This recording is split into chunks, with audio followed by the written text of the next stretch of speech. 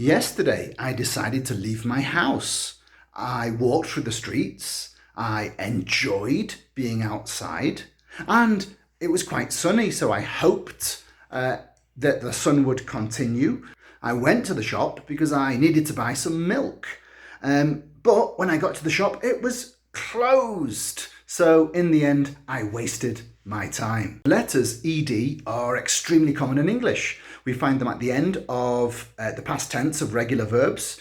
We find them in past participles, and we find them on a lot of adjectives, but they cause a lot of problems at times. Did you know there are 3 different ways to say the letters ed at the end of a word in English? So we're going to look today how to use this. Everything depends really on the last sound of the specific verb or word that we're transforming.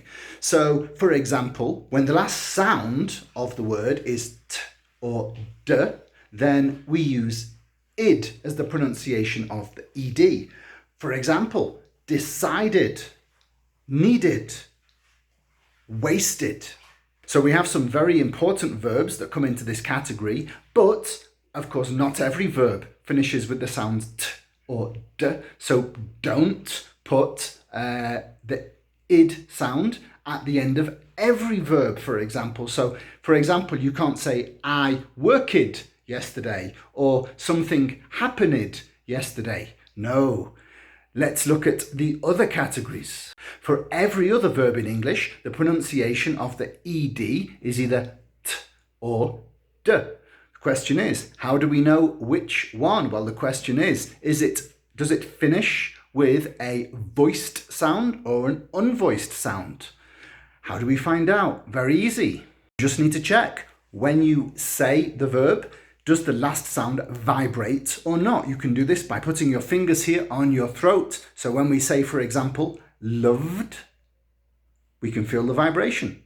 And watched, no vibration. So the sounds that have this vibration, these are voiced sounds. So for this, the pronunciation of ed is d. For example, enjoyed, continued, closed. Here, this is the most common pronunciation of ed in English. However, when there's no vibration, then it's an unvoiced final sound. And so here, the pronunciation of the ed is t. For example, walked, hoped, laughed. Okay?